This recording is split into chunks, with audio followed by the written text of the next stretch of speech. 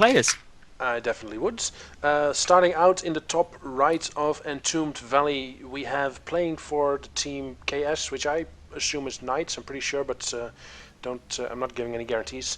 It is the green Protoss player Sjak, and his opponents all the way down in the bottom left corner of Entombed Valley. It is the orange Zerg player Fmtc, and I'm not sure what that stands for. I do not know. We're gonna have to FMTC. That's okay. Some people have just a whole ton of letters together, which you cannot say as a caster, but that I think we should be able to cope with. So, Yeah, PVZ. It's all about the Forge Fast expansion, which is coming down from Sjak at the moment. And Sjak, he's got to make up his mind on whether he's gonna try and wall off vertically or just straight across the ramp of the natural. There's pros and cons to both, but generally speaking, this map is a bit more difficult to wall off on.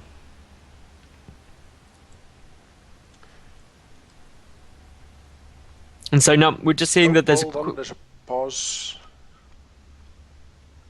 Just Sjak wanting a quick second. Now, this gives us time actually to talk a little bit about this map. That it's quite, I would say this map is Protoss favoured, purely based on the fact that they can take their third base very easily, whereas a Zerg player can struggle with the fourth, just due to the fact that there's two easy entrances in, and it just makes things a little bit awkward for them. So we are back into the game now. We should see out of FMTC a spawning pool now pretty much, so a 15 pool into usually a 16 hatch, and a nice little trick there, pulling the drone and then just pulling a second one to build a spawning pool so the probe was unable to block it. I did like that. That was a good little bit of early game micro that caught Sjak a little off guard. Yeah, so I'm not sure if FMTC planned that from the start, or that he just... oh, hold on, there's a little lag spike. Or that he just saw the probe there and reacted very quickly, which would also be quite impressive, because he was pretty quick with pulling that the second drone for the spawning pool. And now we see the same probe trying to prevent the hatchery from going down. 300 minerals have now been reached, so at this point it starts becoming annoying, but the hatchery goes down almost immediately after FMTC hits that 300 mineral mark. Now, I hear quite a few people in the chat are getting quite drunk to my inability to pronounce certain words, so I do apologize for that, but I only half apologize. It's good news as well, I guess. But we see now that we do have the wall off coming wide across the entrance to the natural. The Nexus already on its way down, the Forge nearly complete. The third base for FMTC is going to have to come down fairly shortly, and that is the important moment for him, because that third base is no doubt going to be the focus of all of Sjak's attacks. First links are out for FMTC, just two. They're scouting around, looking for any sneaky pylons. They didn't find any in the natural. And now the drone is moving in to the third. And here we have the third base going down for FMTC. Now, the awkward thing for Zerg players on this map is just those rocks between the natural and third base. It's always awkward if there's destructible rocks for a Zerg player, because Zerglings take so long in order to try and break those down with the armor, and as such, it just means that any Protoss pushes up in towards the third can be very awkward, and even if the rocks go down, it only takes 2 force fields to wall that off, and therefore reinforcements can be very tough. Getting a good attack arc and surround as a Zerg player is incredibly awkward. Yeah, with some high ground vision, you can really decide the shape of the battlefield when you attack in this third area. You can force field off the barrier from below, and then hop into the third if the army is at the natural, or the other way around. And for Zergs, that just is very difficult to deal with. Now we see the Queen making a very slow trek towards the third base to lay down the larvae soon. Now, according to the chat, FMTC stands for Fearomatic, is what it stands for, but we do actually see that Sjak is getting his Stargate down. That is exciting times in itself, because that means it's going to be some air harassment rather than a super quick third base. But if it's something like some Phoenix coming out, that does actually allow you to get the map control that you need in order to take that third relatively safely. So I'm interested to see whether Sjak's going to do that. I mean, currently though, just using the cannon to clean out the rocks, which is another indicator that it could be an early third. Looking down here for FMTC, he's getting up his second gas now. Hasn't started his third or fourth yet. Should do shortly. And there's no real sign of what kind of play he's going for. He's just getting the Rotron at a very standard 6 minutes 40. Should get the Evolution Chamber at a pretty similar time. Otherwise, he is going to really struggle to defend 4, 5, 6 Phoenix. Yeah, but the main question will be how many Phoenixes will Sjak save up before he moves out. Sometimes you see see Protoss already moving with 3, and then of course you hit much more quickly, but you don't do as much damage. While if at some point you show up at 5 or 6, then there's really you're really in trouble as Zerg. But of course you have more time to react then. Well, luckily for FMTC, we do have the Evolution Chamber on its way down. Zergling speed also getting started as we speak. No sign of the lair yet, and as I say that, the lair gets started. And just mass droning, which is really very typical of what we see from Zerg v Protoss in the early game. Yeah, and especially if you're against Phoenix play, then mass droning is what you want to do. The Protoss will not really have any firepower in a straight-up fight.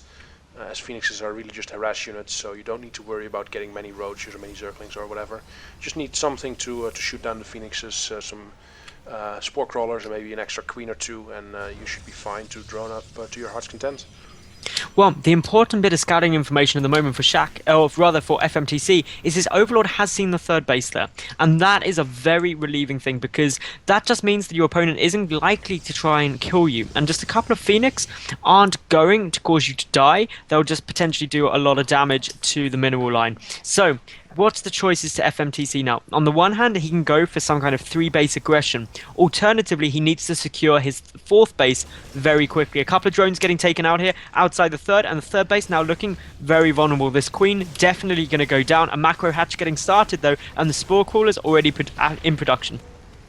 There's a Void Ray follow-up coming out of Sjak. I'm a bit curious about that, because of course by showing the Phoenixes he's going to trigger anti-air being made at all the bases, so and then following up with a Void Ray seems a bit unusual. What do you think about that? The Void Ray follow-up is, well, we've even got the Fleet Beacon as well, so yeah, it's going to be... let's go to super crazy mode. Now, this is making me think that Sjak has been playing some Heart of the Swarm, where of course Skytoss is the best composition late game currently, and therefore maybe he's just going to try and transition it across and see what he can get away with. So, a lot of Overlords are going down. FMTC very heavily supply block, having to build 6 Overlords at once. That is a massive investment. We do have Pathogen Glands though coming down, so Winfesters will be out shortly. But Sjak getting his Mothership out at a very early point indeed. This is a very interesting strategy. So it's a quick 3-base into Mothership rush. This is I can't say that I've seen this before. I'm very curious to see how it works out. Yeah, it's not a stupidly early time for it. I've seen some Mothership rushes or things like that, but off of 3 bases, it's a very normal thing to do. It's just getting it very fast means the Broodlord Infestor won't be effective, and that seems to be what FMTC is trying to go for, with that Hive and Spire getting constructed at the same point. So a good 150 seconds left until the first Broodlords will likely be hitting, but for the moment just good damage being done by the Phoenix. 7 workers killed, allowing Sjak to be very cost effective, and that is just really everything that he would want. The Queen being lifted at the moment by Sjak. Now the Void Ray also joins in the fun. Gets to zap the Queen last little bits. There's not much anti-air for FMTC. He doesn't really have much mobile anti-air. He does have some Queens, but nothing in terms of Infestors or Hydralisk just yet. The Infestors are about to pop out, but they're not quite there yet. And once those Infestors hit, of course, Fungal Growth will be the bane of those Phoenix's life. This single Void Ray is just sitting by the 4th base, and that could potentially do a good bit of damage, but, well, as the Observer's showing here, the Phoenix taking quite a bit of damage. The Infestor nearly gets in range, but now the Void Ray working its way at the 4th base. That's attempting to go down now, and the Infestor on its way over. Gonna have to chop down some Infested Terrans, but one Infestor does now fall to a Void Ray. That was a big win for Sjak right there. Also lifting up another... Yeah, those Phoenix doing an awful lot of damage. The Void Ray able to start doing some nice damage. 2 Infestors already dead, but now with the Corruptors on their way through, this should all get cleaned up. Yeah, the Void Ray is not going to get away. Of course, the Phoenixes are, as they are much faster. The fourth base did manage to survive, but of course, Sjak now has all the information. He knows his opponent's army composition. He saw the Infestors, he saw the Corruptors, so he probably knows that the dreaded Broodlord Infestor army is not that far off. It isn't at all far off. We see the Greatest Spire only 12 seconds away from completion, but Shaq, he's taking his fourth base. He's going to go and clean out those roaches and zerglings blocking it. And with the mothership getting revealed, that is going to be just a big wake-up call to FMTC that actually my opponent is teching heavily. The Dark Shrine coming out as well, ready to get those Archons, potentially to do a little bit of DT harassment as well. But generally speaking, this is solid play from Shaq and very well-rounded. And we may see some drop play from both players because a Warp Prism being constructed by Sjak and Ventral Sacs being upgraded by FMTC. So I'm not sure if the Pneumatized Carapace, the movement speed has not been upgraded. So if you want to drop, of course, that is something that is quite useful. But he does seem to want to do something extra with his Overlords. Well, that speed upgrade will come down a little bit later just due to the fact that the drop tech takes so much longer in order to research. But as you said, that War Prism could be coming in. We could be seeing some DT drops on their way. The carrier is on its way. Now, chat, get some hype going because we have got carriers for the first time this evening, and that always makes things amazing. We used to see Gravitic Drive, the Warp Prism speed coming out of Sjak, so he's really getting all the tech options. Also getting charge for his Zealots, he's building Colossi, he's getting his regular upgrades as well, going into 2-2. In the meantime we see Zerg Flyer attacks and Ground Carapace coming up. Still the Ventral Sacs upgrade and also Neural Parasites. With the Mothership being revealed, FMTC wants to get some ammunition to take it out, ideally with the Neural Parasites. Now, we've got two DTs warping in. They are coming straight down towards the fourth base, and there is no detection there. The Overseer just on its way, instantly getting pulled, and now the four Spine Crawlers will put an end to these DTs before they do any damage. But meanwhile, we've got a big Zealot warp in towards the natural base of FMTC. There's and so many Zerglings. Yeah, there are so many Zerglings there that they are going to be able to clean this up. And interestingly, we see that not that many workers were killed though in total, including with the Phoenix harassment. 11 have gone down. But just with so many Zerglings, this looks okay. But my concern is that there's only 8 Corruptors out. But we do see carriers are getting constructed. And once you get more carriers out, and even potentially a couple more Stargates for some Void Rays, we could be seeing Skytoss, and FMTC could struggle with that. FMTC adding 10 more drones. He's rapidly approaching the 200 supply, so he has to be careful how he spends his last bit of supply, how he wants to fill it up. He does have a lot of resources, 3,000, 1,000. So I would like to see him throw away some of these lings and replace them with more expensive units like Infestors and Broodlords. Yeah, late game Zerg is all about Broodlord Infestor. You just want to throw away everything else pretty much and just get as many as you can. A couple of Infestors going to go down here as well, and Sjak has just been relentless with his attack of these Infestors, and FMTC is not reacting to it at all. We've already seen 2, now 3 Infestors gonna fall to what was essentially no losses. The Corruptors coming back to try and deal with this. Meanwhile, we've got Sjak taking his 5th base behind this rather, so will actually become a base up on his opponent. And with the equal supply count and just the great army composition, I think the Zerg player is going to have a lot of problems going into the late game. And now we also get Archons for Sjak, so he's really getting all the high-tech units. He has a Mothership, he has Carriers, he has Colossi, he has Archons, so if it's expensive, Sjak has it. Yeah, he is like the rich kid on the block. He is buying all the shiny toys to try and win this game. And, of course, FMTC is doing pretty much the complete opposite. Still not maxed out. It's going to attempt to take his 5th and 6th base now simultaneously. May even triple expand. He does see that there are some Zealots there, and really, the quicker he gets those bases down, the better. DT warps in by the 6th base and does clean it out for the moment. Some Zerglings will have to come back, but interestingly, Sjak not trying to stop the hatch. Yeah, this is quite interesting. There's a photon cannon down at the proxy pylons in the bottom right corner. So actually, Sjak is just defending his pylons from the Zerglings that have been scouting around the map very actively. Just to make sure that these pylons don't get taken out by 2 random Zerglings if his warp gates are on cooldown. And I think that this good play is really solid. Scouting around, we see DT harassment trying to go down everywhere. We've got a Zealot starting to chip away at those Spine Crawlers. Clearly Shaq wants to take down those bases, but we haven't actually seen any use of that Overlord drop tech yet, which I think is quite interesting. But No, still, I don't. we've got some No, he Zealots did warping get in, and they are the speed taking a upgrade. lot of damage. Yeah, so FMTC did get speed upgrade at some point, but he's not really used the drops just yet. And that's quite surprising because you don't tend to really get that upgrade unless you're going to be dropping. It doesn't serve any other purpose.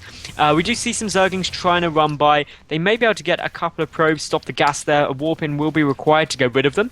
But meanwhile, we just see constant harassment out of Shaq as well, who's got a good number of Zealots down towards the 5th and 6th base of FMTC. The Broodlord Corruptor Infestor count looking nice. The Warp Prism is finally going to fall to the Corruptors at the natural. But there's 11 Broodlords on the field. This is never fun late game for a Protoss. No, definitely not. If we look at the main Protoss army, we do see that only a single carrier was made. Just looking at the unit tab, yeah, just one carrier, 2 Colossi, 2 Archons, 2 Immortals. So he's really having a very diverse army, and the main bulk of it is actually in Stalkers. And of course he has the blink upgrade, so if he gets a good blink under the Broodlords, he may be able to take them out, especially since his mothership has so much energy he can vortex twice. Well, not only that, but he also has the option of some storms. We see these 2 Immortals are on their way into the main base. They're trying to snipe down that Greater Spire. We've got a warp in of Zealots as well. This is going to force all of FMTC's units back in order to get to the Hive. The Greater Spire falls. The Hive is also going to take a lot of damage. The Corruptors on their way through, but this is opening up the front of the map and exposing the 4th base to this Colossi Stalker mothership force that is coming across the map. And while we do see now that the Zealots and Immortals have been cleaned up, Shaq has taken a lot of map control.